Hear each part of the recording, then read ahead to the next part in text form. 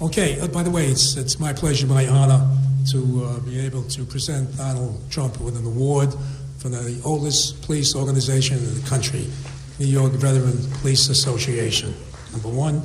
I just want to say we go back, when I say we go back, Donald and I've been having dialogue with Donald Trump's staff since June of last year.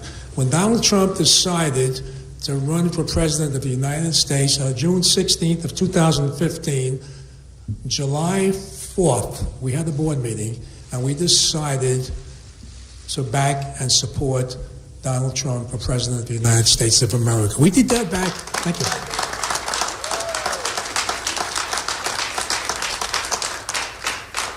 It's really a dual pleasure because we are the first. We're the first law enforcement association in the country, even before the Border Patrol, which I'm glad you got their endorsement. And if anyone knows about immigration, illegal immigration, it's the United States Border Patrol, and they endorsed Donald Trump. But I have to say this, we did it in July 4th of last year. I just want to touch on a few things. I know he runs all over the country, Donald Trump. I've been speaking with Donald Trump's campaign manager last year, Corey Lewandowski, and then the New York campaign person, Campbell Burr. And every time I have a conversation with them since last year, they keep saying, on behalf of Donald Trump, we thank you and your organization. Every time I speak to them, as recent as this morning, we thank you for supporting Donald Trump. I want to set the record straight. It's our privilege and our honor. We thank you, Donald Trump.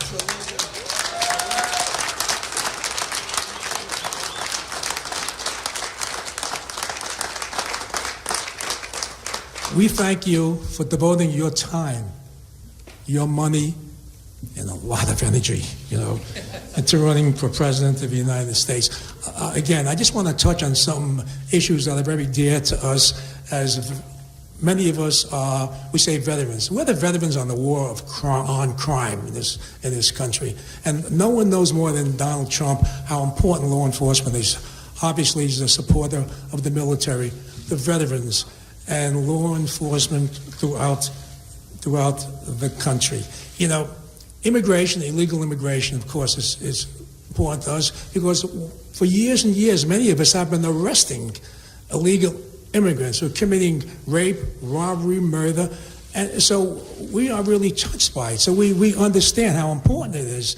Now, obviously, people say, well, your parents, or maybe your grandparents, or your great-grandparents, we all came from another country. But have we forgotten? There was a wall then. The wall was Ellis Island. Everybody that came, their parents, grandparents, or great-grandparents, they were screened, and many of them were sent back. They didn't come over a fence, under a fence, through a hole in the fence, or from Islamic radical ISIS country. They came in the American way, and that's what Donald Trump represents, the American way, and that's why he has our complete support. And Donald Trump, not only do we thank you, we humbly thank you.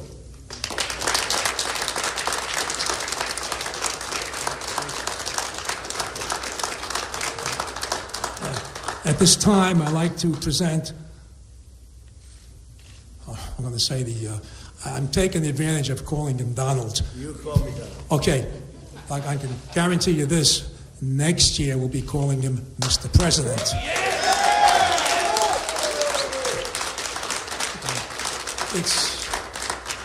It's our pleasure, the New York Veteran Police Association, to present Donald J. Trump with the America's Finest Award. The award reads, for your dedication, your concern, and your support for America's law enforcement community. We know you will make America great again. And the year and the date, July 4th, 2015. That's when we endorse Donald Trump. Pleasure.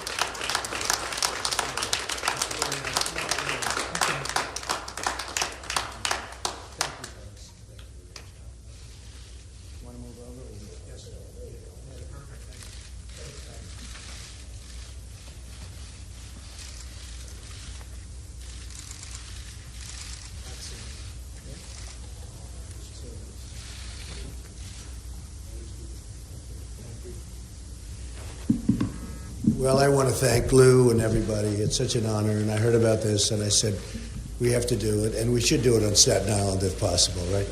Because we love Staten Island, and we love New York. This is just an amazing place. You know, we talked about New York values, and the other night I was talking about it. Actually, we have a sold-out house. The owner of the hotel just came up to see me, Lou, and he said this is the biggest, and his wife, there they are right there, said this is the biggest crowd we've ever had. And the hotel is lovely, and you've done a great job. Is this your all-time record crowd? Come on over here, Ron. I just want to prove it, because the press never believes anything I say, so, you know. But I don't believe anything they say, so it's equal. Your biggest crowd, these people have done a fantastic job in putting on the event, and I want to thank you. Great hotel. Great hotel. Thank you very much. And later on, as you know, we're going to Poughkeepsie, and we have a big crowd there. We always seem to have big crowds, but we've been all over the state, and we've seen what's been happening with the state and with the country. Our jobs are being dissipated. They're being taken like candy from a baby, and they're going to Mexico. They're going to every place. And I guess today the top story on Drudge is China's upset with the fact that I'm talking about them negatively from a financial standpoint, that I've mentioned the fact that they're ripping us off, and so I responded. I think you'll like actually the response. The response was the kind of response we should have been giving them for many, many years. So if you folks have any questions, but before you do that, I just want to say, you people have done an unbelievable job. And a lot of times you don't get the kind of acclaim or respect that you should be getting. And with me, you get it, but with the public, you do get it. You don't hear about it from the press. But with the public, you do get it, and we just want to thank you all because we have a tremendous amount of respect for the work that you do. So Lou and everybody, thank you very much.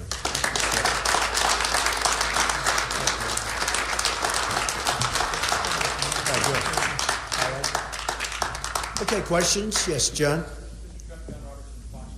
Yesterday in Syracuse, sir, you said that the Republican National Committee could be in for a, quote, rough July of this delegate selection issue. What did you mean by rough July? Well, it's a rigged election.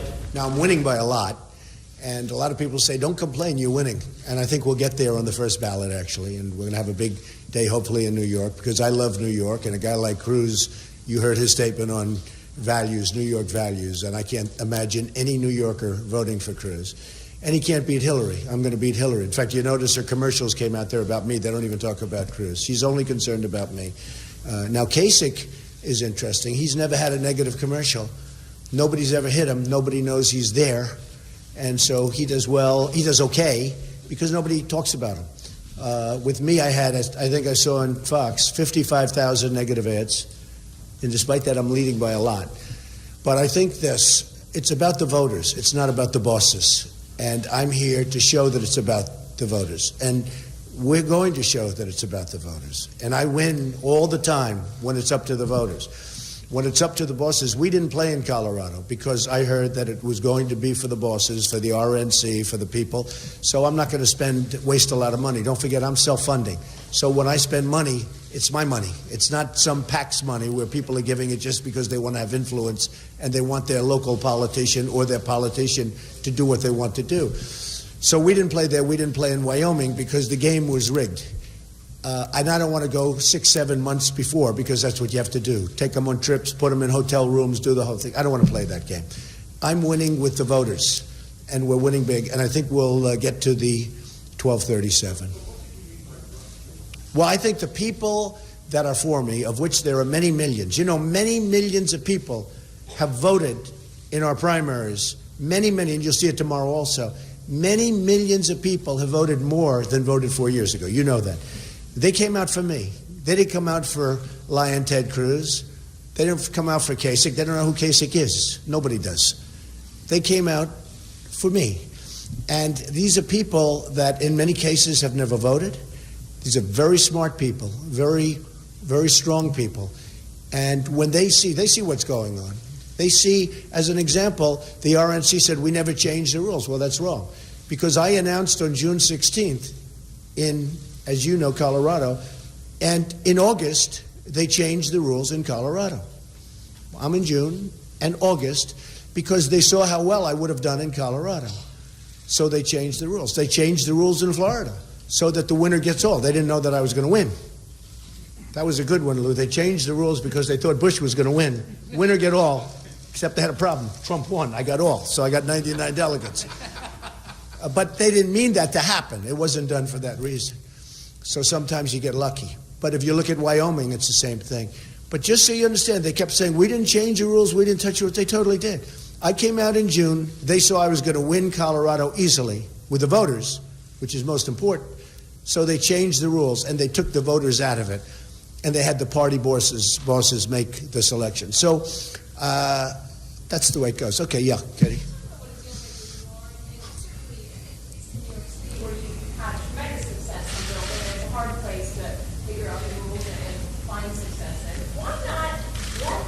Because I don't want to play the rule game. I'll tell you why.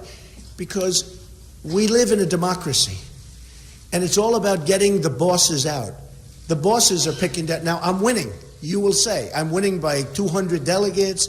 I'm winning, more importantly, in my opinion, I'm winning by over 2 million votes. In other words, I've gotten more than 2 million votes.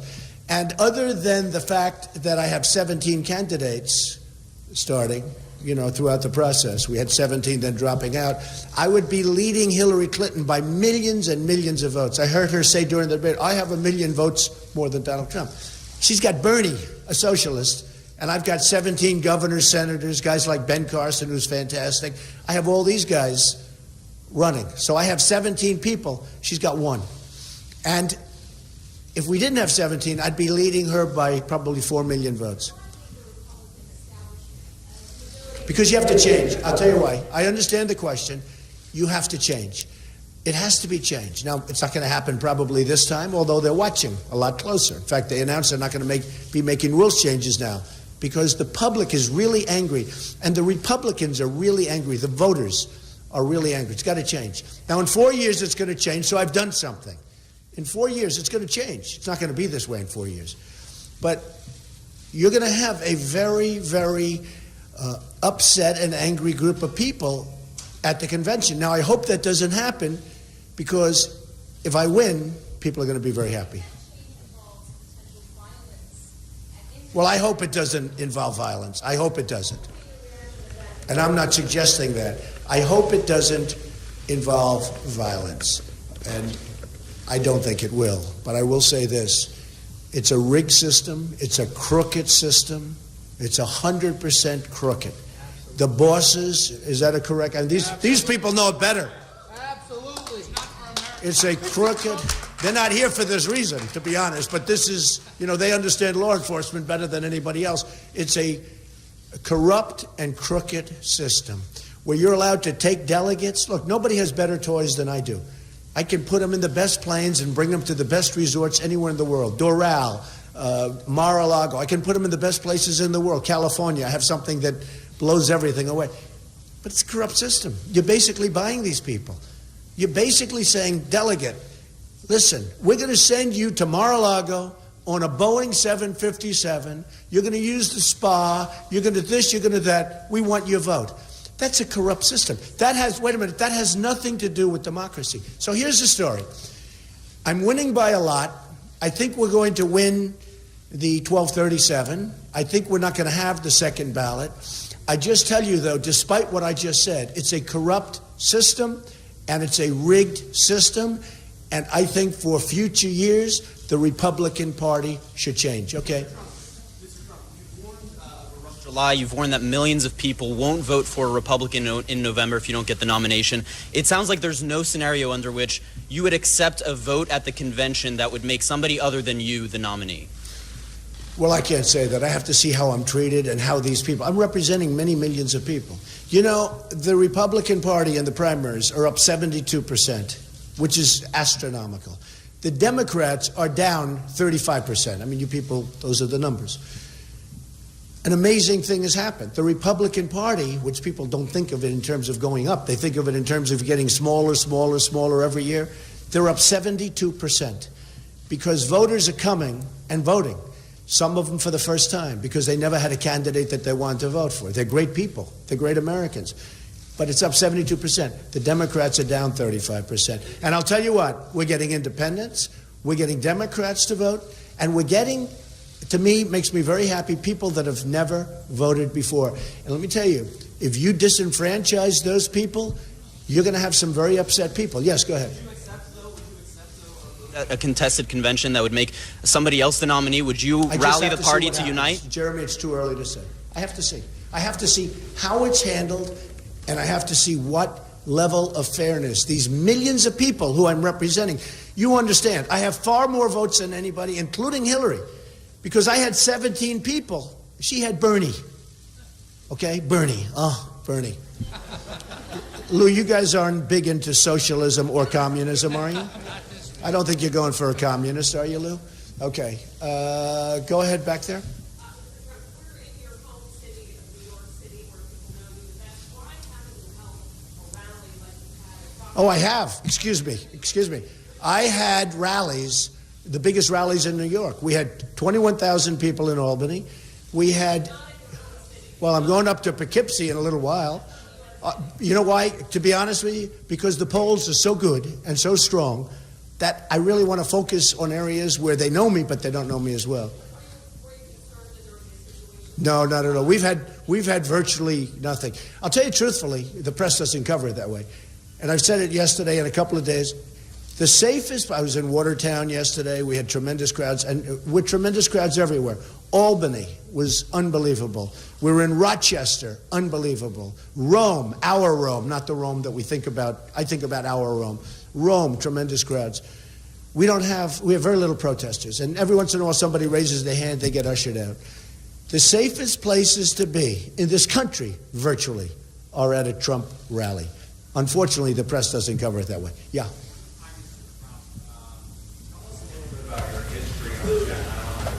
Yeah, I know it very well, and I've had property on Staten Island. In fact, when I grew up during the summers, I used to work on Staten Island. My father had Grimes Hill. It was in the Grimes Hill section, which a couple of you folks know about, right? But the Grimes Hill section of Staten Island, which is really nice, and I love Staten Island and Tyson's Park, and I worked on Staten Island for 4 summers. I love it. It's a great piece. The greatest people. These people are incredible people. Well, you know, I just had stats done because I'm making a speech in a couple of minutes. And if you look at the number of jobs that are being lost, it's incredible. It's incredible. 25% of the manufacturing jobs, and I mean, it's an unbelievable stat. And you know, I noticed because before I go to every community, I do like a stat sheet. I have my people give me the stats. And they're all the same. Wage jobs, way down.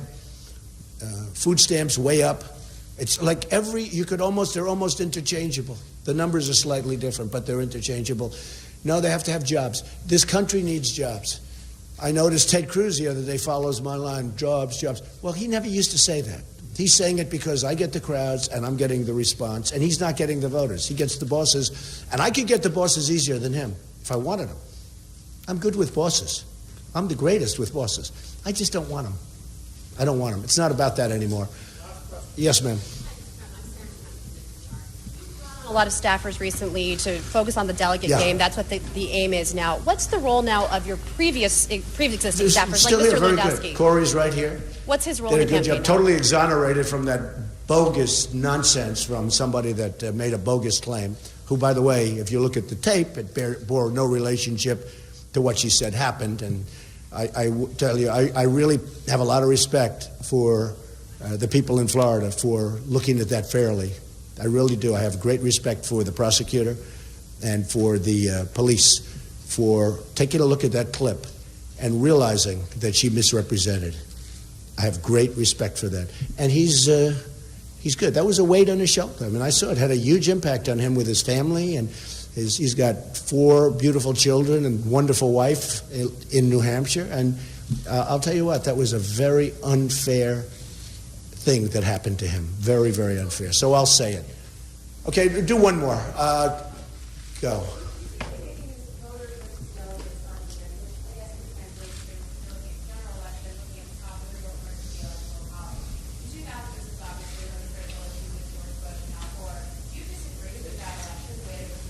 Oh, I don't want to talk about an old election. That's all I need to do. I don't want to talk. I'll tell you what, though. Voters to me are very important. Yes, go ahead. Did you have one? What, a surge operation? Thousands of Syrian refugees get to 10,000 numbers. They can't screen them. They have no documentation. You know, you can't screen a person with no documentation. They have no written documents whatsoever, so there's nothing you can do. Go ahead, one more. I have a lot of them. There's about 12. Go ahead. Nino's good.